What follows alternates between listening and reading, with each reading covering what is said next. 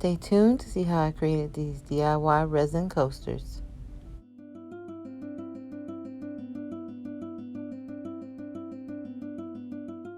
I started out by laying out all the supplies that came with my Epoxy Resin Kit that I got off of Amazon, which I will link down below.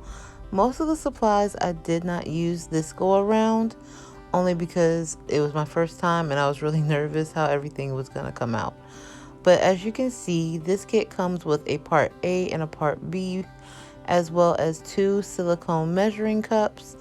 And so I did utilize those measuring cups by measuring out pretty much the full bottle of part A, and then also using the second silicone measuring cup and measuring out again pretty much the full bottle of part B. You want to make sure that you have even amounts of both part A and part B. As the instructions say, it is very important when it comes to mixing and allowing it to actually harden correctly. Also, make sure you don't have any debris flying around, because you don't want that to harden in your molds. So as you see here, I'm mixing both part A and part B together for 3 minutes, and you want to go slowly so that you don't get any air bubbles. Another quick note to mention, make sure you're wearing gloves and goggles when you're working with resin. So once I poured the resin into each of my molds, I started adding my decorations.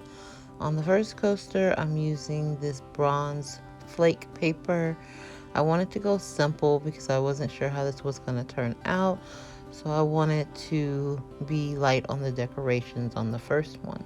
On the second one, I'm adding gold glitter and gold flake paper. And again, not really going too overboard with adding the extra decorations. I had the empty plastic case from the lip stunners from Fenty, and I was like, maybe this will turn out to be a cute mold. So I did add some extra resin into these and just simply added silver glitter into one and gold in the other. And for the last little mold, I added some gold acrylic paint, kind of swirled it around and created my own pattern.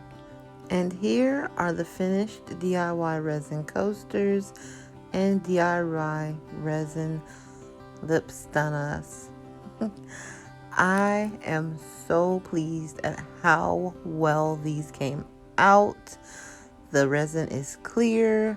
You can see each and every fleck of gold leaf paper that I put in the first one and the bronze that I put in the second one.